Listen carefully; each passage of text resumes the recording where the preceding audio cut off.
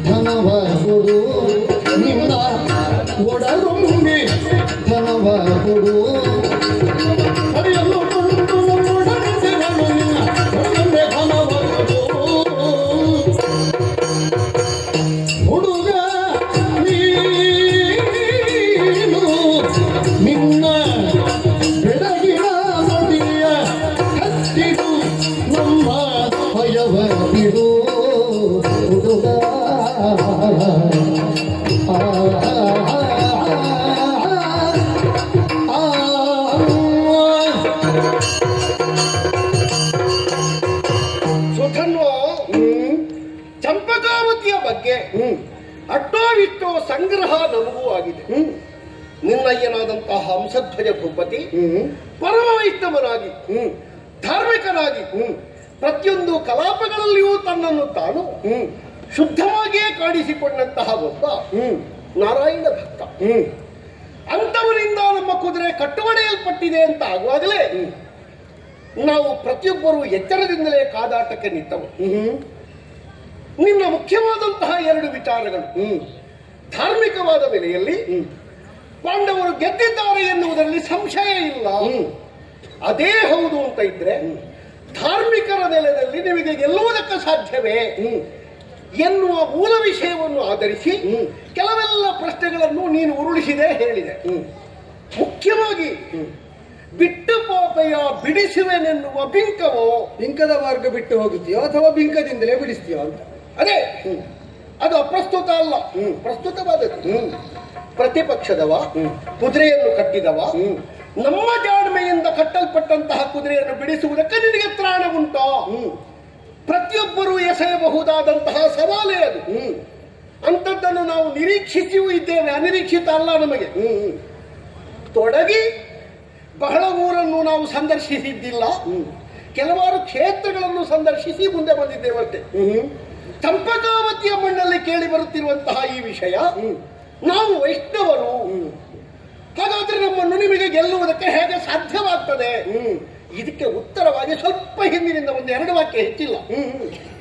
ಪರಮ ಧಾರ್ಮಿಕನಾಗಿರುವಂತಹ ಧರ್ಮರಾಯ ತನ್ನದ್ದಾಗಿರುವಂತಹ ಯುದ್ಧದಲ್ಲಿ ಬಂಧುಗಳು ಹತಿಸಿ ಹೋದ್ರು ಎನ್ನುವುದನ್ನೇ ಒಂದು ತೆರನಾದಂತಹ ಕ್ಲೇಶವಾಗಿಸಿ ಕಣ್ಣೀರು ಸುರಿಸಿದಾಗ ಬಾದರಾಯಣರಂತಹ ದಿವ್ಯಜ್ಞಾನಿಗಳ ಆಗಮನ, ಅಂತಹ ಒಂದು ದೋಷ ನಿನಗೆ ಕಾಣ್ತದೆ ಅಂತಾದ್ರೆ ಅಶ್ವಮೇಧವನ್ನು ಮಾಡು ಅಂತ ಉಪದೇಶ ಕೊಟ್ಟು ಅದನ್ನು ಕೃಷ್ಣನಲ್ಲಿ ಹೇಳಿದಾಗ ಯಥಾರ್ಥದಲ್ಲಿ ನಮ್ಮ ದೇವರು ನಿನಗೂ ಗೊತ್ತಲ್ಲ, ರಮಾಪತಿ ರಮಾನಾಥ ಈ ಕಾರ್ಯಕ್ರಮ ಆಗುತ್ತದೆ ಅಂತ ಹೇಳಿದವ. ಅವ ಒಬ್ಬ ಹಿಂದಿದ್ದಾನೆ ಅಂತ ಇದ್ರೆ ನಾವು ಯಾವುದಕ್ಕೂ ಇಷ್ಟರ ತನಕ ಹಿಂದೆ ಮುಂದೆ ನೋಡಿದವರಲ್ಲ. ದೇವರು ಕಾಯ್ತಾನೆ, ನಮಗೆ ರಮಾನಾಥ ಇದ್ದಾನೆ ಎನ್ನುವಂತಹ ಒಂದು ಆತ್ಮವಿಶ್ವಾಸ. ಈಗ ಅವನಿಂತದ್ದು ಇಡೀ ಕಾರ್ಯಕ್ರಮದ ಹಿಂದೆ, ನಿನ್ನ ಹಿಂದೆ ಅಲ್ಲ, ಅದರಲ್ಲಿ ನಾನಿದ್ದೇನೆ, ಅದರಲ್ಲಿ ನಾನಿದ್ದೇನೆ, ಅದೇ ಕಾರ್ಯಕ್ರಮದಲ್ಲಿ ಈಗ ನಾನು ಇದ್ದೇನೆ ಅಂತ ಹೇಳಿದ್ದಷ್ಟೇ. ನೀನು ಆ ಕಾರ್ಯಕ್ರಮದ ವಿರೋಧಿ ಇದ್ದಿ ಅಲ್ಲ, ಇರ್ಲಿ. ಈಗ ನೋಡು, ಒಂದು ಸಭೆ ಆಗುವಾಗ ಕಲ್ಲು ಬಿಸಾಡುವವನು ಸಭೆಯಲ್ಲಿ ಇರ್ತಾನೆ, ನೀ ಬಿಸಾಡಿದ್ದು ಕಲ್ಲು ಅಂತ ಅದು ವಿಷಯ. ಈಗ ಇದರಲ್ಲಿ ಬಂದು ಕೂತ್ಕೊಳ್ಳಬಹುದು, ಕಲ್ಲು ಬಿಸಾಡಬಹುದು ಅಂತ ಮಾಡುವವರು ಹೇಳಲಿಕ್ಕಿಲ್ಲ. ಇಲ್ಲ, ನಿಮ್ಮ ಕುದುರೆಯ ಒಕ್ಕಣೆಯಲ್ಲಿ ಉಂಟು, ಕಟ್ಟುವವರು ಕಟ್ಟಬಹುದು, ಒಪ್ಪಿ ಹೋರಾಡುವವರು ಹೋರಾಡಬಹುದು ಅಂತ. ಆದ್ರಿಂದ ಯಾವಾಗ ಕಾರ್ಯಕ್ರಮ ಮಾಡಿಸುವವರೇ ಹೇಳಿದಂತೆ ಆ ಕಾರ್ಯಕ್ರಮ ಸಂಬಂಧಿಸಿ ಯಾರಾದ್ರೂ ಮಾಡ್ತಾರೆ, ಅದು ಕಾರ್ಯಕ್ರಮವೇ ಆಗುತ್ತೆ. ಸರಿ ಉಂಟು.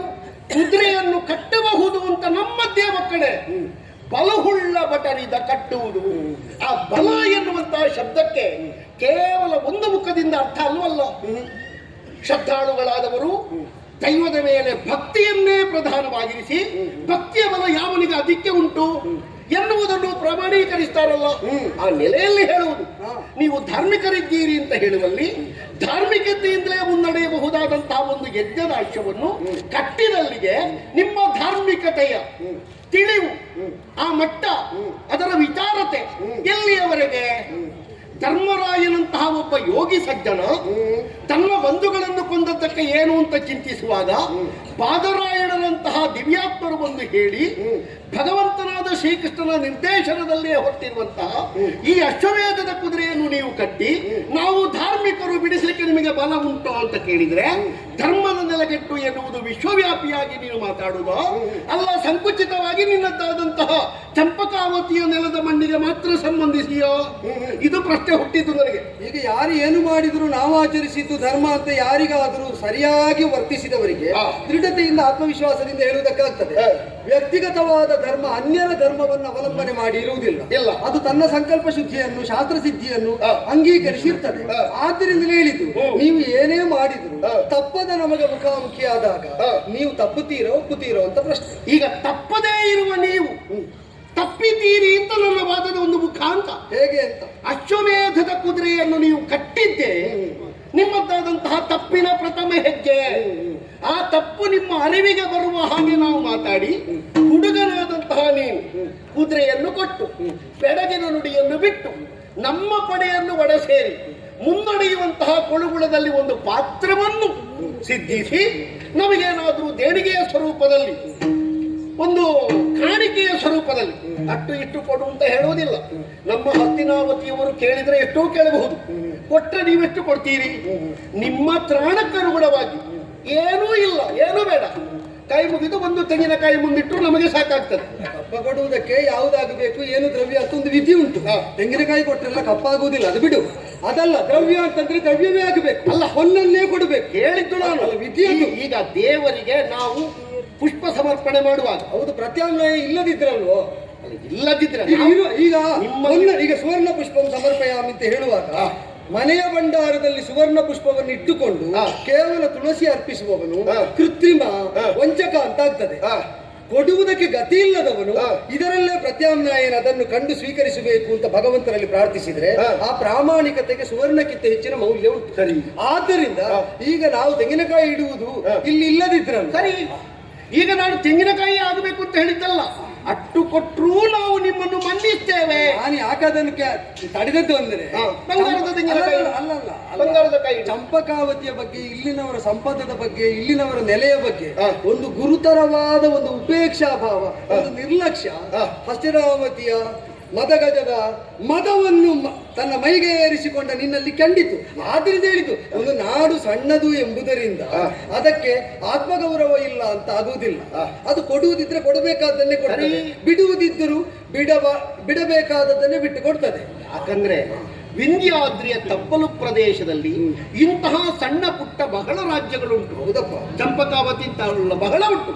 ಈಗ ಅದರಲ್ಲಿ ನೀವು ಮಕುಟಾಧಿಪತಿಗಳಾಗಿ ಮಂಡಲಾಧಿಪರಾಗಿ ನಮ್ಮಂತಹ ಹತ್ತಿನಾವತಿಯ ಚಕ್ರವರ್ತಿಯ ಮನೆತನಕ್ಕೆ ಅಯ್ಯೋ ಅವರು ಕೇಳಿದ್ರೆ ನಾವು ಏನು ಕೊಡಬಹುದು, ಎಷ್ಟು ಕೊಡಬಹುದು, ಹೇಗೆ ಹಾಗೆಲ್ಲ ಈಗ ಹಾಗೆಲ್ಲ ಒಂದು ಭಾವನೆ ಇದ್ರೆ ಹಾಗೆಲ್ಲ ಹಿಡಿದಿಟ್ಟುಕೊಳ್ಳುವರಲ್ಲ. ಪರ್ವತದಲ್ಲಿ ಹುಟ್ಟಿ ಅಲ್ವೋ, ಬ್ರಾಹ್ಮಣರ ಕೇರಿಯಲ್ಲಿ ಬದುಕಿ ಭಿಕ್ಷೆ ಬೇಡಿ ಉಂಡು, ಆ ಬಳಿಕ ಬ್ರಾಹ್ಮಣ ರೂಪದಲ್ಲೇ ಮದುವೆಯಾಗಿ, ಆ ಬಳಿಕ ಕಾಡಾಡಿಗಳಾಗಿ ತಿರುಗಾಡಿ, ಅಜ್ಞಾತವಾಸದಲ್ಲಿ ನೆಲೆಯಾಗಿ, ಏನೂ ಇಲ್ಲದೆ 5+1 ಅಂತ ಇದ್ದವರು ಆ ಬಳಿಕ ಚಕ್ರವರ್ತಿ ಪೀಠವನ್ನು ಏರುವುದಕ್ಕಾಗುತ್ತದೆ ಅಂತಾದ್ರೆ ಹುಟ್ಟಿನಿಂದ ಹೊಂದಿದ್ದನ್ನು ಕಳೆದುಕೊಳ್ಳದೆ ಇಲ್ಲಿಯ ತನಕ ಉಳಿಸಿ ಬೆಳೆಸಿದ ನಮಗೆ ಈಗ ನೀವು ಒಂದು ಕಾಲದಲ್ಲಿ ಹೊಂದಿದ್ದಕ್ಕಿಂತ ಹೆಚ್ಚು ಈಗಲೇ ಉಂಟು ಅಂತ ಆಯ್ತಾ? ಇಲ್ಲ, ನಿನ್ನ ವಾದದ ಮುಖ ಸರಿ ಇಲ್ಲ. ಎಂತದ್ದು ನೋಡು, ಭಿಕ್ಷಾಟನೆಯನ್ನು ಮಾಡಿದ ಒಂದು ಪ್ರಸಂಗದಲ್ಲಿ ಬಕಾಸುರನೆನ್ನುವ ಸತ್ತಿದ್ದಾನೆ, ಗೊತ್ತುಂಟ ನಿನಗೆ? ಇರ್ಲಿ, ಪಾಂಡವರು ಭಿಕ್ಷೆ ಬೇಡಿದ್ರು ಊರಿಗೆ ಉಪಕಾರ ಆಗ್ತದೆ. ಈಗ ವ್ಯಕ್ತಿಗತ ಸಾಮರ್ಥ್ಯದ ಬಗ್ಗೆ ನಾನು ವಿಮರ್ಶೆ ಏನೂ ಇಲ್ಲದಿರುವ ನೀವು ಒಂದು ಕೂಡಿಸಿ ಮತ್ತೊಂದು ಅಂತ ಹೇಳಬೇಡ. ಅಂದರೆ ಏನು, ಚಂಪಕಾವತಿ ಎಂಬ ರಾಜ್ಯ ಭೌಗೋಳಿಕವಾಗಿ ಗಣನೀಯವಲ್ಲ ಅಂತ ಹೇಳಿದಾಗ ನಾನು ಹೇಳಿದ್ದು, ಇಷ್ಟು ಭೂಭಾಗವು ನಿಮ್ಮ ವಶದಲ್ಲಿ ಇಲ್ಲದೆ ಬದುಕಿನಲ್ಲಿ ಅನೇಕ ದಶಕಗಳನ್ನು ಉತ್ತರಿಸಿದ ನೀವು ಚಕ್ರವರ್ತಿ ಪೀಠದ ಎತ್ತರಕ್ಕೆ ಏರಬಲ್ಲಿರಿ ಅಂತಾದರೆ ಹುಟ್ಟಿದಂತಹ ಚಂಪಕಾವತಿಯನ್ನು ಇಲ್ಲಿಯ ತನಕ ಕಳೆದುಕೊಳ್ಳದ ನಮಗೆ ಚಕ್ರವರ್ತಿ ಪೀಠದಲ್ಲಿ ಕುಳಿತವರನ್ನು ಮಗಚಿ ಹಾಕ್ಲಿಕ್ಕೆ ಆಗಲಿಕ್ಕಿಲ್ವೋ ಅಂತ ಪ್ರಶ್ನೆ. ಈಗ ನಿಮ್ಮದ್ದು ಕೂಡ ಒಂದು ಆಡಳಿತಕ್ಕೆ ಒಳಪಟ್ಟದ್ದೇ. ಇಲ್ಲಿಯೇ ನಾವು ಕೇಳಿದ ಹಾಗೆ ಮಯೂರಧ್ವಜ ಅಂತ ಒಬ್ಬ ಇದ್ದಾನೆ ಅಂತ ಕೇಳಿದ್ದೇನೆ. ಒಪ್ಪಿಕೊಡುವುದು ಬೇರೆ ಅಲ್ಲಲ್ಲ, ಅವನ ಬಗ್ಗೆ ನೀವು ಮಂಡಲಿಕರೇ. ಹೌದು, ನಾವು ಭರತ ಭೂಮಿಯ ಉತ್ತರದ ಎತ್ತರದಿಂದ ದಕ್ಷಿಣ ಭಾಗಕ್ಕೆ ಬಂದದ್ದೇ ಇಲ್ಲ. ನಮ್ಮದೇನಿದ್ರು ಮೇಲ್ಮುಖವಾದಂತಹ ಸಾಮ್ರಾಜ್ಯದಲ್ಲಿ ಅಧಿಕಾರ ಸ್ಥಾಯಿಯಾಗಿತ್ತು. ದೇವತಾ ಪ್ರತ್ಯರ್ಥವಾಗಿ ಮಾಡುತ್ತಿರುವಂತಹ ಯಜ್ಞದಲ್ಲಿ ಪೂಜಿಸಿ ಬಿಟ್ಟಿರುವ ಅಶ್ವ ನಿಮ್ಮ ನೆಲಕ್ಕೆ ಕಾಲಿರಿಸಿದ್ದರಿಂದ ನಾವು ಬಂದದ್ದು. ಇದನ್ನು ಸ್ವಾಧೀನ ಮಾಡುವ ಉದ್ದೇಶ ಅಲ್ಲ. ಮುದ್ರೆಯನ್ನು ಕಟ್ಟಿದಂತಹ ನಿಮ್ಮನ್ನು ಬಗ್ಗು ಬಡಿಯುವ ಉದ್ದೇಶ ಯಾವುದು ಕೇಳಿದ್ರೆ ಕಟ್ಟಿದ್ದನ್ನು ಬಿಡಿಸಿಕೊಳ್ಳುವುದಕ್ಕಾಗಿ. ನಿಮ್ಮ ಊರಿನವರೆಲ್ಲ ಬಂದಿದ್ದಾರೆ. ಯಾರು? ಅದು ನಿನ್ನ ತಮ್ಮನ ಬಂದಿರಬೇಕು, ನಕುಲನ ಸಹೋದರನು. ರಾಜಸೂಯ ಮಾಡುವಾಗ ಈ ಲೋಕದಲ್ಲಿದ್ದ ಎಲ್ಲ ರಾಜರುಗಳನ್ನು ಗೆಲ್ಲದೆ ಮಾಡ್ಲಿಕ್ಕೆ ಆಗುವುದಿಲ್ಲ ಅಂತ ಅಂದ ಕಾಲದಲ್ಲಿ ಆ ಕಾಲದಲ್ಲಿ ನಾವು ದ್ರವ್ಯವನ್ನು ಕೊಟ್ಟಿದ್ದೇವೆ. ಸರಿ ಕೇಳಬೇಕು, ನಕುಲನ ಸಹೋದರನು ಯಾರು ಬಂದಿದ್ದಾರೆ, ಬಾರದೇನೂ ಅಲ್ಲ. ನಾವು ಕೊಟ್ಟ ದೇಣಿಗೆಯಿಂದ ನೀವು ಯಾಗವನ್ನು ಮಾಡಿದ್ದೀರಿ, ಇಲ್ಲ ಅಂತಲ್ಲ. ಆದರೆ ಈ ವಿಧಾನದಿಂದ ಎದುರಾದದಿಲ್ಲ. ಇಲ್ಲ, ಈಗ ರಾಜಸೂಯಾಧ್ವರ ಇರ್ಲಿ, ಅಶ್ವಮೇಧ ಇರ್ಲಿ, ಕಟ್ಟಿದ ಕುದುರೆಯನ್ನು ಬಿಡಿಸದೇ ಇದ್ರೆ ನೀವು ಕಟ್ಟಿ ಹಾಕಿಕೊಂಡು ಏನು ಮಾಡ್ತೀರಿ ಅಂತ ಒಂದು ಪ್ರಶ್ನೆ ಬರುವುದಿಲ್ಲ. ಏನ್ ಮಾಡ್ತೀರಿ? ಈಗ ಯಾಗವನ್ನು ಕಟ್ಟಿಕೊಂಡು, ಯಾಗಾಶ್ವವನ್ನು ಕಟ್ಟಿಕೊಂಡು ಹೊರತಂತಹ ಯಾಜಿಕನಾದವರನ್ನು ಸೋಲಿಸಿದ್ರೆ ಮತ್ತೆ ನಾನೇ ಮುಂದೆ ನಿಲ್ಲಿಸಿ ಆ ಯಾಜವನ್ನು ಪರಿಸಮಾಪ್ತಿ ಮಾಡಬೇಕು. ಹೌದು, ನಿಮ್ಮ ಯಾಜಮಾನ್ಯದಲ್ಲಿ ಅಲ್ಲ, ಸೋಲಿಸಿದವರ ಯಾಜಮಾನ್ಯದಲ್ಲಿ ಯಜ್ಞ ಪರಿಸಮಾಪ್ತಿ ಆಗ್ತದೆ. ಅದೇ ವಿಧಿ. ಈಗ ಅರ್ಜುನ ಒಬ್ಬ ಸೋತಲ್ಲಿಗೆ ಪರ್ಯಾಪ್ತವಾ? ಅಲ್ಲ, ಈಗ ಅದು ಮುಂದಿನದ್ದು ನಾವಲ್ಲ ಉತ್ತರಿಸಬೇಕಾದ್ದು. ಅಲ್ಲ, ನೀವೇ. ಹೌದು, ಉತ್ತರಿಸುವಾಗ ನಿಮಗೆ ಇಷ್ಟು ಉತ್ತರ ಹೇಳಬೇಕಾದ ಅದನ್ನು ಕಂಡುಕೊಂಡೇ ತೊಡಗಿದ್ದು ಅಂದ್ರೆ ನಾನು. ಚಂಪಕಾವತಿಯವರು ನಡೆದಾಡಿದವರಲ್ಲ, ನಮಗೆಲ್ಲಿಯೂ ಕಾಣುವುದಿಲ್ಲ ಅವರ ಪರಾಕ್ರಮ, ಅವರ ಪೌರುಷ.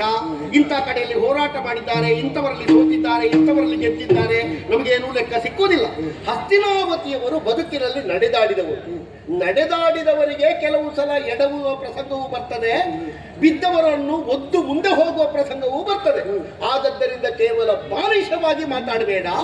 ಕುದುರೆಯನ್ನು ಬಿಟ್ಟು ಕಪ್ಪವನ್ನು ಕೊಟ್ಟು ನೀನು ಶರಣಾಗತನಾದ್ರೆ ನಾವು ಮನ್ನಿಸಿ. ನಮ್ಮ ಮೇಳ ಬಹಳ ದೊಡ್ಡದು ಮಗು. ಹೌದು, ನಿಮ್ಮ ಮೇಳದ ಹೆಸರು ಹೇಳಿದ್ರೆ ಸಾಕಂತೆ ಕೆಲವು ಕೆಲಸಕ್ಕೆ. ಹೌದಲ್ಲ? ಆದದ್ದರಿಂದ ಹೇಳು, ನಮ್ಮ ಯಜಮಾನನು ದೊಡ್ಡವ, ನಮ್ಮನ್ನು ಕಳಿಸಿದವರು ದೊಡ್ಡವರು. ಇಂಥ ಮೇಳದಲ್ಲಿ ಒಂದು ಕಡೆಯ ಭಾಗದಲ್ಲಿ ಕುಳಿತವನಾದರೂ ಪ್ರಸ್ಫುಟವಾಗಿ ಪ್ರಕೀರ್ತಿಯನ್ನು ಹೊಂದಿದವ. ಯಾವುದಂತೆ ಅದು? ಅದು ಇಂಥದ್ದಂತೆ, ಅಲ್ಲಿ ಎಲ್ಲಿ ಹೆಸರುಂಟು ಅಂತಲ್ಲ, ಅದರೊಳಗೆ ಉಂಟೋ ಎನ್ನುವುದೇ ಮುಖ್ಯ. ಆದ್ದರಿಂದ ಸಣ್ಣ ಮೇಳದಲ್ಲಿ ದೊಡ್ಡವನಾಗುವುದಕ್ಕಿಂತ ದೊಡ್ಡ ಮೇಳದಲ್ಲಿ ಸಣ್ಣವನಾದರೂ ಭಾವವೂ ನಮ್ಮೊಟ್ಟಿಗೆ. ಈಗ ದೊಡ್ಡ ಮೇಳದ ಹೆಸರು ಹೇಳುವಾಗ ಯಜಮಾನನನ್ನು ಉಲ್ಲೇಖಿಸದೆ ತಾನೇ ಮೇಳ ಅಂತ ಹೇಳುವ ಅಂತ ನಿನ್ನನ್ನು ರೂಢಿಯ ಭಟನೆಂದು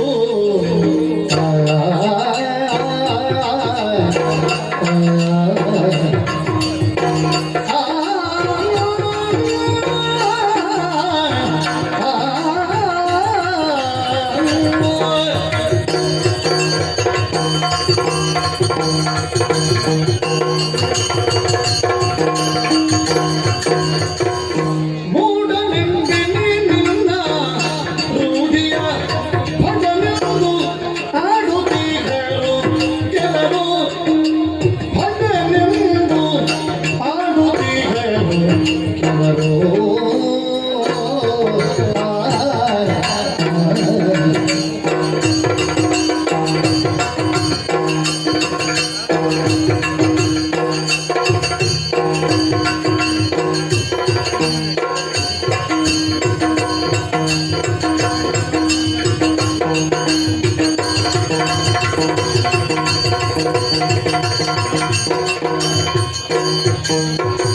ಮಾಡದೆ ಯುದ್ಧವ ಭಯವನು ಭವ್ಯವ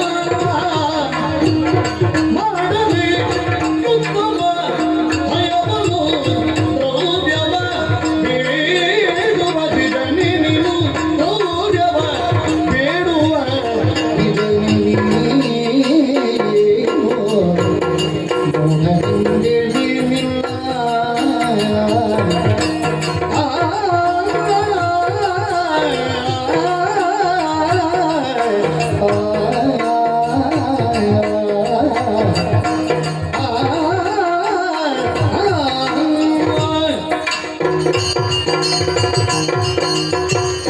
ಹೇಳುವುದಕ್ಕೆ ಹೊರಟವಾಗ ತಡೆದರು ನಮ್ಮ ಮೂಢಾದ್ಮೇಲೆ ನಾನು ಹೇಳುವುದಕ್ಕೆ ಹೊರಟದ್ದು ಅಂತ ಅವರಿಗೆ ಪಕ್ಕ ಗೊತ್ತಾಯ್ತು. ನಮಗೇನು ಹರಿಕೆ ಇಲ್ಲ, ಬಾಕಿದ್ದವರು ನಮ್ಮನ್ನು ಏನು ಬೇಕಾದ್ರೂ ಹೇಳ್ಬೋದು. ನಮಗೇನು ಬೇಸರ ಆಗುದಿಲ್ಲ. ತಡೆದದ್ದು ನೀನಲ್ವೋ, ನಿನ್ನವರು ಅಲ್ಲ, ಪ್ರಪಂಚದಲ್ಲಿ- ನಮ್ಮವರೇ ಹೇಳಿದ್ದು ಏನು? ಬೇಡ ಅಂತ. ಈಗ ನಿಮ್ಮವರು ಹೇಳಿದ್ರಲ್ವೋ, ಈಗ ಅದು ಆಕ್ಷೇಪಾರ್ಹೋ ಅಂಗೀಕಾರಾರ್ಹೋ ಅಂತ ಆಗುವುದು. ಮೂಢಾತ್ ಹೇಳುವುದಕ್ಕೆ ಹೊರಟ ಬೇಡ ಬೇಡ, ರೂಢಿಯಲ್ಲಿ ಭಟ್ಟ ಅಂತಾನೆ ಗಳಿತೆ ಉಂಟು. ಅದು ಅವರಿಗಾದ್ರೂ ಗೊತ್ತುಂಟಾಗ, ಅಲ್ಲಲ್ಲ ಅವ್ರು ಹೇಳಿ ಅವರಿಗಾದ್ರೂ ಗೊತ್ತು, ನಿನಗೆ ಅರ್ಥ ಆಗ್ಲಿಲ್ಲ. ಇರ್ಲಿ, ನಾನು ಹೇಳಿದ್ದನ್ನು ಅರಿತವರು ಆಡಿದ್ರು, ಅರಿಯದೆ ಅವರು ಮೇಲ್ನೋಟಕ್ಕೆ ತಡೆದ್ರು, ಅದು ನಮಗೆ ಗೊತ್ತಿರುವುದು. ಸರಿ, ಈಗ ಅವರು ಹೇಳಿದ್ದು ರೂಢಿಯಲ್ಲೇ ಭಟ ಅಂತ ನಾವು ಇದು ತನಕ ಮಾನಿಸಿದ ಒಬ್ಬ ಪಕ್ಕನೆ ಹೇಳಿದ್ದು ತಪ್ಪು ತಪ್ಪಾಗಿ ಕಾಣ್ತದೆ. ಒಂದು ಪ್ರಕರಣದಲ್ಲಿ ತಪ್ಪಿದ್ದರಿಂದ ಸಾರ್ವತ್ರಿಕವಾಗಿ ಅವನ ಮೌಢ್ಯವನ್ನು ನಾವು ಹೀಗಳೆಯುವುದು ತಪ್ಪಾಗುತ್ತದೆ. ನಾನು ನಿಜವಾಗಿ ಪಾರ್ಥನ ಬದುಕಿಡೀ ಅವ ಮೌಢ್ಯದಲ್ಲೇ ಇದ್ದದ್ದು ಅಂತ ಹೇಳಲಿಕ್ಕೆ ಹೊರಟದ್ದಲ್ಲ, ಅವ್ರ ಪಕ್ಕ ಹಾಗೆ ತಿಳಿದದ್ದು. ನಾನು ಹೇಳಲಿಕ್ಕೆ ಹೊರಟದ್ದು ಈ ಪ್ರಕರಣದಲ್ಲಿ ನೀನಾಡುವ ಮಾತುಗಳನ್ನು ಕೇಳುವಾಗ ಮೂಢನೆಂಬೆನೆ ಅಂತಲೇ ಹೇಳಲಿಕ್ಕೆ ಹೊರಟದ್ದು. ಅದು ತಿಳಿಯದವರು ಬೇಡ ಬೇಡ ಅಂದ್ರೆ ಅಷ್ಟೇ. ಯಾಕೆ ಯಾಕೆ ರೂಢಿಯ ಭಟನೆ ನಿನ್ನನ್ನು ಎಲ್ಲರೂ ಕೊಂಡಾಡುವಂತೆ ಆದದ್ದು ವೀರ ವಿಕ್ರಮದ ಮೂಲಕವಾಗಿ ನೀನು ಆರ್ಜಿಸಿದಂತಹ ಯಶೋಗಾಥೆ ಏನು, ರಾಜಸೂಯಾದಿಯನ್ನು ಮಾಡುವಂತಹ ಕಾಲದಲ್ಲಿ ದಿಗ್ಗಜಗಳಿಗೆ ಸಾಗಿದಂತಹ ಪಾಂಡವರಲ್ಲಿ ನೀನು ಪ್ರಮುಖರಂತೆ. ಧನಂಜಯ ಎಂಬ ನಗರತೆಯನ್ನು ನೀನು ಗಳಿಸಿದ್ದು ಆ ಕಾಲದಲ್ಲಿ ಅಂತೆ. ಜನಗಳು ಪ್ರವಾಹದೋಪಾದಿಯಲ್ಲಿ ಹರಿದು ಬಂದು ಇಂದ್ರಪ್ರಸ್ಥದಲ್ಲಿ ರಾಶಿಯಾಗಿ ಬಿದ್ದಿದ್ದಂತಹ ಕಾಲದಲ್ಲಿ ಕಂಡವರ ಕಣ್ಣುಗೆ ಅದು ಕಸವಾದದ್ದರಿಂದ ಆ ಬಳಿಕ ದ್ಯೂತಾದಿ ಪ್ರಕರಣಗಳಾಯಿತು ಅಂತ ನಾವು ಕೇಳಿ ತಿಳಿದದ್ದು. ಅಂದ್ರೆ ಅಷ್ಟು ಸಂಪದವನ್ನು ಬರಮಾಡಿಸಿಕೊಂಡಂತಹ ಒಬ್ಬಾತ ಪಾರ್ಥನಾಗಿ ಈಗ ದ್ರವ್ಯ ಬೇಕು ಅಂತ ಆದ ಕಾಲದಲ್ಲಿ ಈಗ ಧಾರ್ಮಿಕರಾದಂತಹ ನಮ್ಮನ್ನು ನೀವು ಗೆಲ್ತೇನೆ ಅಂತ ಹೇಳಿದ್ರೆ ವ್ಯಕ್ತಿನಿಷ್ಠವಾದ ಧಾರ್ಮಿಕತೆ ಏನಲ್ಲ. ನಮ್ಮನ್ನು ನಾವು ಧಾರ್ಮಿಕರು ಅಂತ ಹೇಳಿಕೊಳ್ಳುವುದಕ್ಕೆ ಅಹಂಕಾರ ಅಲ್ಲ ಇರಬೇಕಾದ್ದು, ಅಲ್ಲಿರಬೇಕಾದ ಆತ್ಮವಿಶ್ವಾಸ.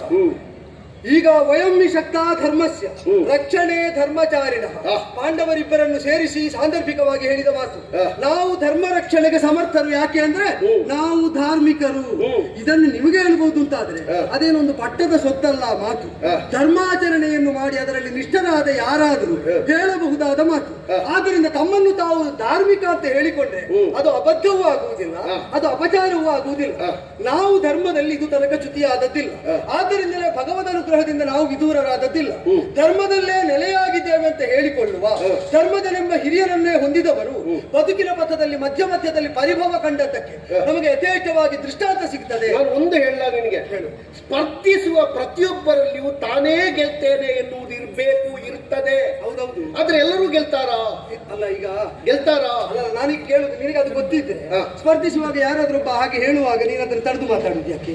ಯಾಕೆ? ಈಗ ಎಲ್ಲರೂ ಹಾಗೆ ಹೇಳ್ತಾರೆ ಎಂಬುದು ಸಹಜ ಅಂತ ಹೇಳಿ ಸರಿ, ಈಗ ಅದು ಹೇಳಲಿಕ್ಕೆ ಬಿಡಬೇಕಲ್ಲ. ಸ್ಥಾಪನೆ ಮಾಡಬೇಡ ನೀನು ಅದನ್ನು. ಅಲ್ಲ, ಸಂಕಾರಿ ಭಾವ ಅಲ್ಲ, ಅದನ್ನು ಹೇಳುವುದು ಸ್ಥಾಯಿ ಭಾವ ಅಲ್ಲ, ಅದನ್ನು ಹೇಳಬೇಕಾದ ಸ್ಥಾಪಿತವಾದ ವಿಷಯ.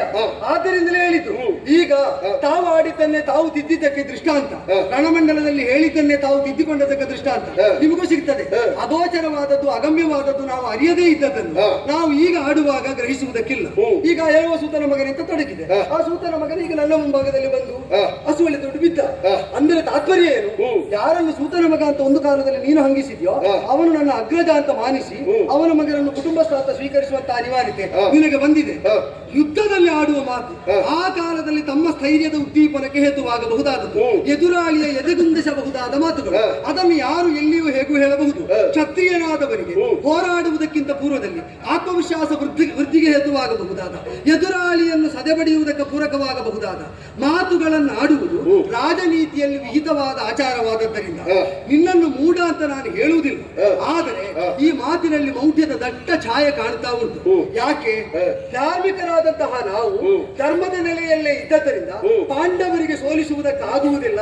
ನಾವಾಗಿ ಒಪ್ಪಿ ಕೊಡದ ಹೊರತಾಗಿ, ಅನುನಯದಿಂದ ನೀವಾಗಿ ಯಾಚಿಸದ ಹೊರತಾಗಿ, ಅಂದರೆ ವೀರೋಚಿತವಾದಂತಹ ಯಾಚನೆಯನ್ನು ಮಾಡುವುದಾದ್ರೆ ಅಪ್ಪನನ್ನು ಕಂಡು ಒಂದು ಸಮಾಧಾನದಿಂದ ಶಾಂತಿ ಮಾತುಕತೆಯನ್ನು ಮಾಡಿ ಆ ವಿಧಾನದಿಂದ ಎಲ್ಲಿಯಾದ್ರೂ ಯತ್ನಿಸಬಹುದು. ಬಿಟ್ಟರೆ ಆಯುಧದ ಮನುಷ್ಯರಿಂದಲೇ ಬೇಕಾದದ್ದನ್ನು ಹೊಂದುತ್ತೇನೆ ಅಂತ ಹೊರಟು ಬಂದು ಇಲ್ಲಿ ವೀರ ವಿಕ್ರಮದ ಘೋಷಣೆಯನ್ನು ಮೊಳಗಿಸಿ ಈಗ ಯುದ್ಧವನ್ನು ಮಾಡದೆ ಗದೆಯಲ್ಲಿದ್ದ ಜನಿವಾರ ಕಾಡದ ಹಾಗೆ ಕವಚ ಕಟ್ಟಿಕೊಂಡ ಮೇಲೆ ಹಯವನ್ನು ದ್ರವ್ಯವನ್ನು ಕೊಡು ಕೊಡು ಅಂತ ಬೇಡ್ತಿಯಲ್ಲ, ಒಂದು ಬೇಡುವುದಕ್ಕೆ ವಿಹಿತವಾದಂತಹ ವರ್ಣವಾದ ಆಕಾರದಲ್ಲಿ ಕಾಣಬೇಕು, ಆಚಾರದಲ್ಲಿ ಇಲ್ಲದಿತ್ತು. ಯಾಕೆಂದ್ರೆ ಆಕಾರದಲ್ಲಿ ಅನಿವಾರ್ಯವಾಗಿ ಆಪಧರ್ಮ ಅಂತ ನೀವು ಕಾಣಿಸಿಕೊಂಡು ಕ್ಷತ್ರಿಯ ಆಚಾರವನ್ನೇ ಮಾಡ್ತಾ ಆಕಾರದಲ್ಲಿ ಮಾತ್ರ ಬ್ರಾಹ್ಮಣರಾಗಿ ಬೇಡಿದ್ದುಂಟಂತೆ.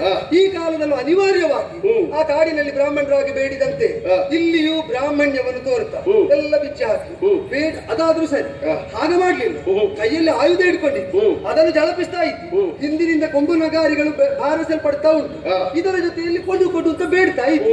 ಬೇಡುವುದು ನೀನು ದ್ವಿಜ ಅಲ್ವಲ್ಲ, ಅದಲ್ಲ ಅಂತ ಆದ ಮೇಲೆ ಆಯುಧ ಹಿಡ್ಕೊಂಡು ಬಂದ ಮೇಲೆ ಬಿಂಕದಿಂದ ಹೌದು ಅಂತ ಆದ್ರೆ ಆಯುಧ ತೆಗೆಯುವುದಪ್ಪ, ಹೊಡೆಯುವುದಪ್ಪ.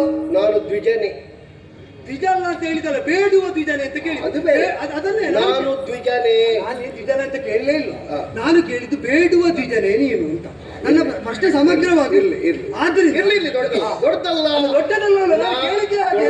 ನೀನು ಕೇಳಿದ್ದಕ್ಕೆ ಮಾತ್ರ ಉತ್ತರ, ಅದಲ್ಲ ಅಂತ ನೀನೇ ಹೇಳುವುದಿಲ್ಲ. ನನ್ನ ಮಾತಿಗೆ ನೀನು ದ್ವಿಜನೇ ಅಂತ ಕೇಳಿದ್ದಕ್ಕೆ ನಾ ದ್ವಿಜ. ಬೇಡುವ ದ್ವಿಜನೇ ಸಮಗ್ರವಾಗಿ ಶಬ್ದ ಇರುವುದಾಗಿ ಈ ಪ್ರಪಂಚದಲ್ಲಿ ಯಾರಿಗೆಲ್ಲ ಉಪನಯನ ಸಂಸ್ಕಾರ ಆಗ್ತದೆ ಅವರೆಲ್ಲ ದ್ವಿಜನ್ಮರು, ದ್ವಿಜನೇ. ಹಾಗಾದ್ರೆ ಬೇಡುವ ದ್ವಿಜನೇ ಅಂತ ನೀ ಕೇಳಿದ್ರೆ ಅವರಲ್ಲಿ 4 ವರ್ಣದಲ್ಲಿ ಒಬ್ಬರಿಗೆ ಮಾತ್ರ ಅಧಿಕಾರಿ. ನಾನು ಕೇಳಬೇಕಾಗ್ತದೆ, ದ್ವಿಜರು ಬೇಡುವವರ ಅಂತ. ದ್ವಿಜರು ಬೇಡುವವರು ಇಲ್ಲ. ಹೌದು ಇಲ್ಲ. ಹೌದು ಇಲ್ಲ. ಬೇಡಬೇಕು ಇಲ್ಲ. ಬೇಡುವವರು ಇಲ್ಲ. ಅಲ್ಲ ಇಲ್ಲ ಅಂತ. ಬೇಡುವವರಿಗೆ ಸಿಕ್ಕುವುದು ಭಿಕ್ಷೆ, ಈಗ ಬ್ರಾಹ್ಮಣರಿಗೆ ಸಿಕ್ಕುವುದು ದಾನ. ಬೇಡುವವರಿಗೆ ಸಿಕ್ಕುವುದು ಭಿಕ್ಷೆ. ನಾನು ದಾನ ಬೇಡಿದ್ದು ಅಂತ ಹೇಳಿದ್ದು ಅಲ್ಲ, ಹೇಳಿದ್ದು ದಾನ ಬೇಡಿದ್ದು. ಬ್ರಾಹ್ಮಣರು ಬೇಡ್ಲಿಕ್ಕೆ ಯಾರಿಗೂ ಬರ್ತದೆ, ಕೈಕಾಲಿಲ್ಲದಿದ್ದವನು ಬೇಡ್ತಾನೆ. ಬ್ರಾಹ್ಮಣರು ಬೇಡುವುದಲ್ಲ, ಬ್ರಾಹ್ಮಣರು ದಾನ ತೆಕ್ಕೊಂಡಾಗ ಕೊಟ್ಟವನ ಪಾಪಕರ್ಮವನ್ನು ಕಳೆಯುವಂತಹ ಯೋಗ್ಯತೆ ಬ್ರಾಹ್ಮಣರಿಗೆ ಉಂಟು ಅಂತ ದಾನ ಮಾಡುವುದಲ್ಲ. ನಾನೀಗ ಶಂಕಲಿಕಿತರನ್ನು ಕರ್ಕೊಂಡು ಬರ್ಲಿಲ್ಲ. ಇಲ್ಲ, ಬೇಡ. ನಿನಗೆ ಯಾಕೆ ಬೇಡ ಅಂದ್ರೆ ತಂದು ಶಾಸ್ತ್ರ ಹೇಳಿತು ಅಂತ ಆದ್ರೆ ಹೇಳಿದ ಮಾತನ್ನು ನುಂಗಬೇಕಾಗ್ತದೆ. ಆದ್ದರಿಂದ ಈಗ ಶಾಸ್ತ್ರ ನಿಷ್ಕರ್ಷಕ್ಕೆ ನಾನು ಹೋಗುದಿಲ್ಲ. ಬೇಡುವ ಅಧಿಕಾರ ಭೈಕ್ಷವೆಂಬುದು ಬ್ರಹ್ಮಚರ್ಯಕ್ಕೆ ವಿಹಿತವಾದದ್ದು. ಭವತಿ ಭಿಕ್ಷಾಂದೇಹಿ ಅಂತ ಬೇಡುವುದು ಬ್ರಾಹ್ಮಣ. ಆ ಬೇಡುವುದಕ್ಕೆ ಅಧಿಕಾರ ಯಾವಾಗ ಬರ್ತದೆ? ವಿದ್ಯಾಭ್ಯಾಸದಲ್ಲಿ ಗುರುಕುಲದಲ್ಲಿ ಅಂತ್ಯವಾಸಿಯಾಗಿದ್ದುಕೊಂಡು ತನ್ನಾನ್ನ ಸಂಗ್ರಹ ಮಾಡುವಂತ ಅರ್ಹತೆ ಬಂದಾಗ, ಸ್ನಾತಕನಾಗಿದ್ದುಕೊಂಡು ಗುರುದಕ್ಷಿಣೆಗಾಗಿ ಆಡ್ಯರನ್ನು ಸಂಪರ್ಕಿಸುವಾಗ ಆಗ ಬೇಡುವಂತಹ ಅರ್ಹತೆ ಬ್ರಾಹ್ಮಣನಿಗೆ ಬರುವುದು. ಆದ್ದರಿಂದ ಬೇಡುವಿಕೆ ಬ್ರಾಹ್ಮಣನಿಗೆ ವಿಹಿತವಾದ ಆಚಾರ. ಇದನ್ನು ಧರ್ಮಶಾಸ್ತ್ರ ಅಂಗೀಕರಿಸುತ್ತದೆ. ಇದಕ್ಕಿಂತ ಹೆಚ್ಚಿನ ವಿವರಣೆ ಆಧಾರ ಸಹಿತವಾಗಿ ಬೇಕಾದ್ರೆ ಯುದ್ಧ ಮುಗಿದ ಮೇಲೆ ಬಂದ್ರೆ ಶಂಕಲಿಕಿತರ ಮೂಲಕ ಮಾತಾಡಬೇಡ. ನೋಡು, ಬ್ರಾಹ್ಮಣ ಬೇಡುವುದಾದ್ರೂ ಅವನಿಗೆ ಕೊಡುವುದು ಭಿಕ್ಷೆ ಅಲ್ಲ, ಅವನಿಗೆ ಕೊಡುವುದು ದಾನ ಅಂತ. ಭಿಕ್ಷೆ ಕೇಳುವುದಕ್ಕೆ ಅಧಿಕಾರ ಉಂಟು. ಭಿಕ್ಷೆ ಕೇಳುವುದು ಉಪನಯನ ಸಂಸ್ಕಾರ ಆದಂತಹ ಒಬ್ಬಾತ ಗಂಟೂಟವನ್ನು ಹಿಡ್ಕೊಂಡು ಹೋಗುವಾಗ ಅವನಿಗೆ ಭಿಕ್ಷೆ ಹಾಕುವುದು. ಏಕಚಕ್ರ ನಗರದಲ್ಲಿ ಬ್ರಾಹ್ಮಣ ನಿವಾಸದಲ್ಲಿರುವಾಗ ಪಾಂಡವರು ಭಿಕ್ಷೆ ಬೇಡಿ ತಂದ್ರು ಅಂತ ನಾವು ಕೇಳಿದ್ವಿ. ಈಗ ಬ್ರಾಹ್ಮಣನಾದದ್ದು ಭಿಕ್ಷೆ ಬೇಡುವುದಕ್ಕೆ ಅಂತ ನಾವು ಕೇಳಿದ್ವಿ. ಬ್ರಾಹ್ಮಣರು ಭಿಕ್ಷೆ ಬೇಡುವುದಕ್ಕಿಲ್ಲ ಅಂತ ಆದ್ರೆ ಬೇಡುವುದಕ್ಕಾಗಿ ಬ್ರಾಹ್ಮಣ ರೂಪ ಧರಿಸಿದ್ಯಾಕೆ? ಉಂಟು, ಉಂಟು. ಭಿಕ್ಷೆ ಎನ್ನುವುದಲ್ಲಿ ಅನ್ನ ಅಂತ ಆಗ್ತದೆ ಅಂತ, ಬೇರೇನು ದ್ರವ್ಯವಲ್ಲ ಅಂತ. ನಾವು ಬೇರೆ ಮಾತಾಡುವ ಅಲ್ಲ, ದ್ರವ್ಯ ಅಂತ ಬೇರೆ ಮಾತಾಡುವ. ಅಲ್ಲ, ನೀನು ಮಾತಾಡಿದ್ದಕ್ಕೆ ಉತ್ತರ ಕೊಟ್ಟದ್ದು. ನೀನು ಪ್ರಸಂಗದಲ್ಲಿ ಕೆಲವೆಲ್ಲ ಅಧಿಕ ಪ್ರಸಂಗ ಮಾಡಿ ನಿನಗೆ ಬೇಕಾದಂತೆ ಅದನ್ನು ಮಡಚಿಡಬೇಡ. ಶಂಕಲಿಖಿತರು ಬೇಕು ಅಂತ ಇಲ್ಲ. ಅಲ್ಲ ಭಿಕ್ಷೆ ಹಾಕು. ನಾವು ಅದಕ್ಕಿಂತ ದೊಡ್ಡವರು. ಅಲ್ಲ. ಧರ್ಮರಾಯನಂತ ತಮ್ಮ ಇರ್ಲಿ. ನಾನು ಹುಟ್ಟುವಾಗ ದೇವತೆಗಳ ಶರೀರವಾಣಿ ಒಳಗಿದ್ದು ಇರ್ಲಿ ಶಚಿ ಪುರಂದರರ ಉಪಾಸನೆಯನ್ನು ಮಾಡಿ ಅಲ್ಲ ಅನ್ನ ಹೇಳಿದ್ರು ಭಿಕ್ಷೆ ಆಗುದಿಲ್ವಾ? ನೀನು ಅನ್ನ ಭಿಕ್ಷೆ ಆಗುದಿಲ್ವಾ? ಅನ್ನ ಭಿಕ್ಷೆ ಆಗುದಿಲ್ವಾ? ನೀನು ಎಂತದ್ದು ಮಾತಾಡುದು ನೀನು? ಅನ್ನ ಭಿಕ್ಷೆ ಆಗುದಿಲ್ವಾ? ನನ್ನದಾದಂತಹ ವೀರಯೋಧತ್ವದಲ್ಲಿ ಹಾ. ನಾನು ನಿನ್ನಲ್ಲಿ ಕೇಳಿದ್ದು ನಿನಗೆ ಅರ್ಥ ಆಗಿದೆ. ಈಗ ಅನ್ನ ಧರ್ಮೀಯ ಅನ್ನ ಭಿಕ್ಷೆ ಆಗುದಿಲ್ವಾ? ನಾವು ಈಗ ಧರ್ಮೀಯ ಇಲ್ಲ ನೀನು ಈಗ ಅಡ್ಡ ಮಾತಾಡಿದ್ದು ಬೇಡದಿದ್ದದ್ದು ನೀನು ಬೇಡದಿದ್ದದ್ದು ಮಾತಾಡಿ ನೀನು ಹೇಳಿದ ಮೇಲೆ ಏರ್ ಬೇಡುವ. ಇದು ರಾಜನೀತಿ. ರಾಜನೀತಿ ಅಲ್ಲ ಯಾವ್ದು ಹೇಳು?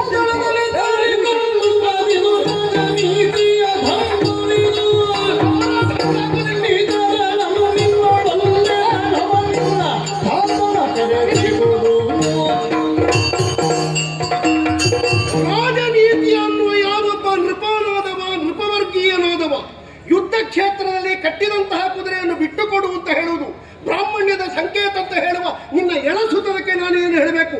ನಿನ್ನ ಹುಡುಗಾಟಿಕೆಗೆ ನಾನೇನು ಹೇಳಬೇಕು? ರಾಜನ ರೀತಿಯ ನೃಪಧರ್ಮ ಪ್ರಕಾರ ಕಟ್ಟಿದ ಕುದುರೆಯನ್ನು ಬಿಟ್ಟುಕೊಡು ಹುಡುಗ ಅಂತ ಹೇಳಿದ್ರೆ ತಡಿಗನ ಹಾಗೆ ಮಾತಾಡ್ತಿ. ನಿನಗೆ ನಮ್ಮ ಭಾಷೆ ಅರ್ಥ ಆಗುದಿಲ್ವೋ? ನಿನ್ನ ಅಪ್ಪನಿಗೆ ಹೊತ್ತಿದ್ರೆ ಕರೆಸು, ಅವನಲ್ಲಿ ಒಂದು ಸ್ವಲ್ಪ ಮಾತಾಡ್ತೇವೆ ನಾವು. ನನ್ನ ಅಪ್ಪನಿಗೆ ಸಮಾನ ಅವರು ನಿನ್ನೊಟ್ಟಿಗೆಲ್ಲ ಬರುವುದಿಲ್ಲ. ನನ್ನ ನಿನ್ನ ಅಪ್ಪನಿಗೂ ಅಣ್ಣನಿಗೂ ಸಮಾನ ಅಂದದ್ದು. ನಿನ್ನ ಯೋಗ್ಯತೆಗೆಲ್ಲ ಅವರು ಹೆಚ್ಚು ಅಂದದ್ದು. ನಾನು ನಮಗೂ 70 ಕಳೆಯಿತು. 70 ಕಳೆದ್ರು ನನ್ನ ಅಪ್ಪನಷ್ಟು ಆಗಲಿಲ್ಲ ಅಂದದ್ದು. ನನ್ನ ಅಪ್ಪನಷ್ಟು ನೀನಲ್ಲ. ನಿನ್ನಲ್ಲಿಗೆ ನನ್ನ ಅಪ್ಪ ಬರುವುದಿಲ್ಲ. ನೀನೊಬ್ಬನಿರುವಾಗ ನಿನ್ನಲ್ಲಿಗೆ ನಿನ್ನ ಅಪ್ಪ ಬರುವುದಿಲ್ಲ. ನಿನ್ನಷ್ಟೇ ಪ್ರಾಯದ ಮಗ ನನಗೂ ಇದ್ದ. ಇರ್ಲಿ ನಿನ್ನಷ್ಟೇ ಪ್ರಾಯದ ಮಗ ಇದ್ದ. ಹೌದು. ಆದ್ದರಿಂದ ಸಾಧಾರಣ ನಿನ್ನ ಅಪ್ಪನಿಗೂ ನನಗೂ ಒಂದೇ ವಯಸ್ಸಾದ. ಈಗ ಉತ್ತರ ಗೊತ್ತಿದ್ರೆ ಅವನನ್ನು ಕಳಿಸು. ಉತ್ತರ ಒಂದು ಎರಡಕ್ಕೆ ಬಿಸಿ ಏರಿ ಎಂತದ್ದು ರಕ್ತದ ಒತ್ತಡವನ್ನು ಮಾಡಿಕೊಂಡು ನಾನೊಂದು ಹೇಳ್ತೇನೆ. ನನಗೆ ಬಿಸಿ ಇರುವಂತಹ ಕ್ಷೇತ್ರ ಅಲ್ಲ ಒಂದು ವಾದ ವಿವಾದ ಬರುವಾಗ ಹೇ ಅಂತ ಮುಖ ಅಂತ ಒಂದು ವಾದಕ್ಕೆ ಮುಖವಾಗಿ ನಾನು ಕ್ಷತ್ರಿಯನಾದವ ಒಬ್ಬ ಅರ್ಜುನನಾದವ ವೀರಗಾದೆ ಸೃಷ್ಟಿಗರ್ಜುನನೇ ನೀನು. ಅದು ನನ್ನ ಎತ್ತುಗಡೆ ಅಲ್ಲ, ನಿನ್ನ ಎತ್ತುಗಡೆ. ಒಂದು ಪಾತ್ರೋಚಿತವಾದಂತಹ ಗೌರವವನ್ನು ಕಳೆದು ನೀ ಮಾತಾಡುವಾಗ ನೀನೇನು ಅಂತ ಒಂದು ಸ್ವಯ ಬೇಕಾಗ್ತದೆ. ಆದ್ದರಿಂದ ಹೇಳುವುದು ಸೃಷ್ಟಿಶಾಸ್ತ್ರದ ಧರ್ಮ ಪ್ರಕಾರ ನಾನು ಕೇಳಿದ್ದೇನೆ, ಬಿಟ್ಟುಕೊಡು. ಈಗ ಮೂಡ ಅಂತೆಲ್ಲ ಹೇಳುವುದು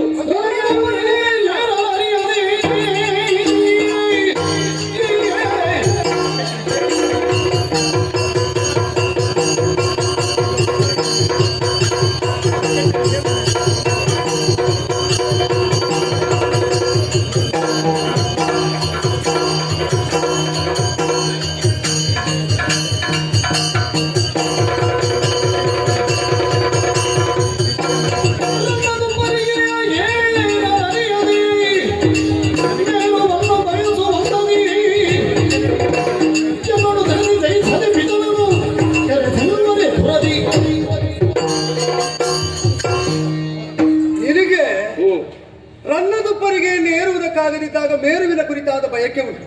ಸೃಷ್ಟಿಗರ್ಜುನ ನೀನು ಅಂತ ನಾನು ಕೇಳಿದ್ದನ್ನಾಧರಿಸಿ ನೋಡುವುದಕ್ಕೆ ಇದೇ ಮೊದಲ ಬಾರಿ ಲಭ್ಯವಾದಾಗ ಹೇಳಿದ್ದು. ಕೇಳಿದ್ದನ್ನು ನೋಡಿದ ಕಾಲದಲ್ಲಿ ಆಡಿದ ಮಾತನ್ನು ಕೇಳಿದ ಮೇಲೆ ಅದೇ ನಾನು ಮೂಢನಂಬೆನೆ ಅಂತಲೂ ಮುಂದುವರಿದಿದ್ದೇನೆ. ಆದ್ದರಿಂದ ಪ್ರಾಸಂಗಿಕವಾಗಿ ಎಲ್ಲಿ ಯಾರಲ್ಲಿ ಎಷ್ಟು ಹೇಗೆ ಮಾತಾಡಬೇಕು ಅದರ ಕುರಿತಾಗಿ ಖಚಿತ ನಿರ್ಣಯ ಇದ್ದರಿಂದ ಈಗ ನಾವು ತೊಡಗಿದ ಪ್ರಸಂಗದಲ್ಲಿ ಅಶ್ವಮೇಧದ ಅಶ್ವಬಂಧನದ ಪ್ರಕರಣದಲ್ಲಿ ನನಗೆ ಎಷ್ಟು ಹೇಗೆ ಮಾತಾಡಬೇಕು ಎಲ್ಲಿ ಎಂಬುದಕ್ಕೆ ಅರ್ಜುನನನ್ನು ನಾನು ಗುರುವಾಗಿ ಸ್ವೀಕರಿಸುವಿಲ್ಲ, ಅವನ ಉಚಿತ ಉಪದೇಶದ ಪ್ರಸಂಗದ ವಿಸ್ತಾರ ಅರ್ಜುನ ನೋಡಿದ ಪ್ರಸಂಗ ಬಹಳ ಉಂಟು. ಇಲ್ಲಿ ನೀವು ಬೇರೆ ಪ್ರಸಂಗದಲ್ಲಿ 20ರ ಒಳಗಿದ್ದವನು ಇರ್ಲಿ. 20ಕ್ಕಿಂತ ಕಡಿಮೆ ಧ್ರುವನ ಪ್ರಾಯ ಅಲ್ಲ ಉತ್ತಾನಪಾದನದ್ದು. ಉತ್ತಾನಪಾದನಿಗಲ್ಲ ಭಗವತ್ ದರ್ಶನ ಆದದ್ದು ಧ್ರುವನಿಗೆ. ಪ್ರಾಯ ಅಲ್ಲ ಹಿರಣ್ಯಕಶಿಪಿಗೆ. ಗೀತೋಪದೇಶ ಮಾಡಿಕೊಂಡವ ನಾನು. ಆ ಬಳಿಕ ನೀನು ಬೈಗಳ ಕೇಳಿದವನು ನೀನಂತೆ. ಕೇಳಿದ ಗೀತೆ ಮರ್ತೋಗಿದೆ, ಮರುಗೀತೆ ಉಪದೇಶವೂ ಆಗಿದೆ ನಮಗೆ. ಇನ್ನೊಂದು ಸಲ ಹೇಳು ಅಂತ ಹೇಳಿದ ಕಾಲದಲ್ಲಿ ಯಾವ ಸ್ಫೂರ್ತಿಯಲ್ಲಿ ಗೀತೆ ಹೊರ ಬಂತೋ ಅದು ಈಗ ಇಲ್ಲ. ಮೂರ್ಖ ಅಂತ ನಿನ್ನನ್ನು ಬೈದಿದ್ದಾರಂತೆ. ಇದನ್ನು ನಾವು ಕೇಳಿದ್ದೇವೆ. ಮರಳಿ ಹೇಳು. ನನ್ನೊಟ್ಟಿಗೆ ನಿನ್ನೊಟ್ಟಿಗಿಲ್ಲ ಅಂತ ನೀನ್ ಹೇಳಿದ್ಯಲ್ಲ ಅಬದ್ಧ ಮಾತಾಡು ಹಾರಾಡುವುದು ಅಂತ. ಇದಕ್ಕೆ ಹೇಳುವುದು ನಾನು ಗೀತೆಯನ್ನು ಹೇಳಿಸಿಕೊಂಡವ ಅಂತ ಹೇಳಿದಾಗ ಗೀತೆಯನ್ನು ಹೇಳಿಸಿಕೊಂಡವನಲ್ಲಿ ಯಾವುದು ಅನುಚಿತವಾದ ವರ್ತನೆ ಅಂತ ನಾನು ತೋರಿಕೊಟ್ಟೆ. ಆಗ ಮಂಗನಂತೆ ನಿನ್ನ ಕಪಿಯಲ್ಲಿದ್ದ ಮಂಗನಂತೆ ಹಾರಿದೆ. ಒಂದು ನೀನು ಮರಿ ಮಂಗನ ಇರ್ಲಿ. ನಾನು ದೊಡ್ಡ ಮಂಗನಾದೆ, ನನ್ನ ನೀನು ಮಂಗದಲ್ಲಿಯೂ ಮರಿ ಮಂಗನಾದಿ. ಅದಾಗ್ಲಿ. ನೀನು ಹೀಗೆ ಮಾತಾಡಿಯೇ ಬಹುಶಃ ಬಾಯಿ ಮುಚ್ಚಿಸಿದ್ದಲ್ಲ. ಹೌದು. ಇರ್ಲಿ. ಮಾತ್ರ ನಿನಗೆ ಏನು ಗೊತ್ತು? ಮಾತ್ರ ಅಲ್ಲ. ನೀನು ಮಾತಾಡುವಾಗ ಬಾಕಿದ್ದವರು ಮಾತಾಡಬಾರದು ಅಂತ ನಿಮಗೆಲ್ಲ ಒಂದು ಹಠ ಉಂಟು. ಏನಿಲ್ಲ. ಅದೇ ಸ್ಥಾಪನೆ ಆದದ್ದು ಬಿಟ್ರೆ ಬೇರೆ ಏನು ಅಲ್ಲ. ಈಗ ಗೊತ್ತಾಗುದಿಲ್ವಾ? ಎಂತದ್ದು ನಾನು ಗೊತ್ತಾಗುದಿಲ್ಲ? ಮಾತಾಡುವಾಗ ಮಧ್ಯದಲ್ಲಿ ನೀನು ಮಾತಾಡುವಾಗ ನೀನೇ ಇದೀಗ ಪ್ರಾಸಂಗಿಕವಾಗಿ ಅಲ್ಲದೆ ಇರುವುದನ್ನೆಲ್ಲ ತೆಗೆದು ಬ್ರಾಹ್ಮಣರು ಬೇಡುವುದು ಅಂತ ಹೇಳ್ತಾರೆ. ಅನ್ನವೆಂಬುದು ಬೇಡುವಿಕೆ, ಭಿಕ್ಷೆಗೆ ಅರ್ಹವಾದದ್ದು. ಭವಾನ್ ಭಿಕ್ಷಾಂ ದದಾತು ಅಂತ ಕೇಳಿದ್ರೆ ಅನ್ನಕ್ಕಿಂತ ಭಿನ್ನವಾದದ್ದು. ಯಾಕೆ? ಅವ ಕೊಡಬಹುದಾದದ್ದು ಧನವನ್ನೋ ಕನಕವನ್ನೋ ಭೂಮಿಯನ್ನು. ಅನ್ನದ ಕುರಿತಾಗಿ ಅಧಿಕಾರ ಇರುವುದು ಮನೆಯ ಗೃಹಿಣಿಯಾದವಳಿಗೆ. ಆದ್ದರಿಂದಲೇ ಪೈಕ್ಷುಗಳಾದಂತಹ ಬ್ರಾಹ್ಮಣರು ಭವತಿ ಭಿಕ್ಷಾಂ ದೇಹಿ ಅಂತ ಕೇಳುವುದು. ಯಾರಲ್ಲಿ? ಮನೆಯಲ್ಲಿ ಭವತಿ ಭಿಕ್ಷಾಂ ದೇಹಿ ಅಂತ ಹೇಳುವುದು ಯಾರು? ಹೇಳ್ತಾ ಇದ್ದೇನೆ ತಡಿ. ಈಗ ಏರುದು ಯಾರಿಗೆ? ಯಾರಲ್ಲಿ ನೀನು ಏರಿ ಭವತಿ ಭಿಕ್ಷಾಂ ದೇಹಿ ಅಂತ ಕೇಳುವುದು ಯಾರಲ್ಲಿ? ಹೇಳ್ತಾ ಇದ್ದೇನೆ. ಮನೆಯ ಒಡತಿಯಲ್ಲಿ ಕೇಳುವುದು. ಯಾಕೆ ಕೇಳುವುದು ಅಂದ್ರೆ ಅನ್ನದ ಕುರಿತಾದ ಅಧಿಕಾರವನ್ನು ಹೊಂದಿದವಳು ಗೃಹಿಣಿ ಎಂಬುದರಿಂದ. ಅದರ ಅರ್ಥ ಏನು? ಭವತಿ ಭಿಕ್ಷಾಂ ದೇಹಿ ಅಂದ್ರೆ ಅನ್ನವೇ ಭಿಕ್ಷೆಯಾಗಿ ನಿನ್ನಿಂದ ಕೊಡಲ್ಪಡ್ತದೆ ಅಂತ. ನೀನು ಹಾಗೆ ಹೇಳಿದ್ದು ಅನ್ನ ಭಿಕ್ಷೆಯಲ್ಲ ಅಂತ. ಆದ್ರಿಂದಲೇ ಹೇಳಿದ್ದು ಧರ್ಮಶಾಸ್ತ್ರಕಾರರಲ್ಲಿ ಕರೆದು ವಿಚಾರಿಸಿದರೆ ಯಾವುದು ತರಗೆಲೆಯಂತ ಹಾರಿ ಹೋಗ್ತದೋ ಅದನ್ನು ಅರ್ಜುನ ನಾನು, ದಶನಾಮಧಾರಿ ನಾನು, ಸ್ಥಾಪಿತ ಚರಿತ್ರನು ನಾನು ಎಂಬುದರಿಂದ ರಂಗದಲ್ಲಿ ಬಂದ ಹುಡುಗರ ತಲೆಗೆ ಮೆಟ್ಟಿ ಅವರ ಬಾಯಿ ಕಟ್ಟಿಸಿ ಅವರನ್ನು ಹೊಡೆದೆ ದೊಡ್ಡ ಭಟ ಅಂತ ಆದಂತಹ ನಿನ್ನಂತವರಿಗೆ ಎದುರಾಳಿ ಗಟ್ಟಿಯಾಗಿದ್ದಾಗ ಕಿರಿಕಿರಿ ಆಗ್ತದೆ. ನೀನೇನು ಗಟ್ಟಿಯಲ್ಲ. ಅಲ್ಲ ಬಿಡು. ಚಂಪಕಾವತಿಯೇ ನಮಗೆ ಏನು ಅಲ್ಲದೆ ಇರುವಂತಹ ಊರು. ಅದಾದ ನಮಗೊಂದು ಲೆಕ್ಕಕ್ಕೆ ಸಿಕ್ಕದೆ ನಿವಾರಿಸಿ ಹೋಗೋ. ನಿವಾರಿಸಿ ಹೋಗ್ತೇನೆ.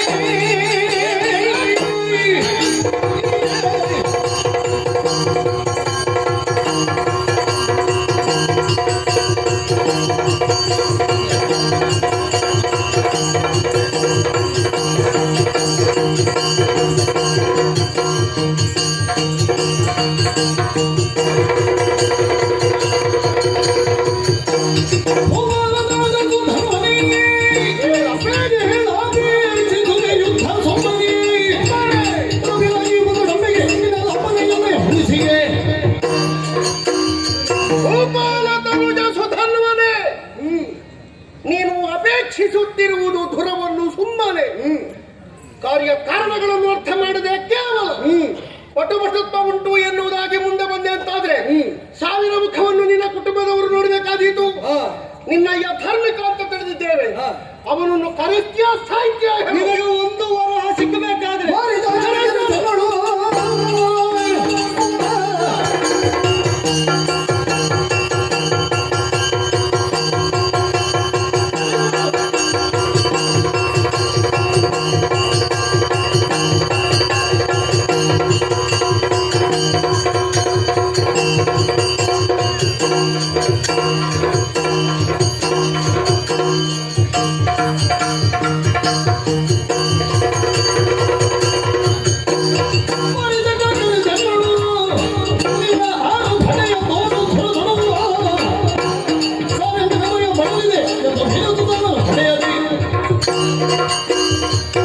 ನಿನಗೆ ಬೇಕಾದ ದ್ರವ್ಯ ಕೃಷ್ಣನಿಗೊಪ್ಪಿಸುವ ಕಾಣಿಕೆಯಾಗಿ ಸಿಕ್ಕಿದ್ದು ಬಿಟ್ರೆ ಪಾರ್ಥನ ವಿಕ್ರಮದ ಶುಲ್ಕವಾಗಿ ಒಂದು ವರಹ ಹುಟ್ಲಿಕ್ಕಿಲ್ಲ.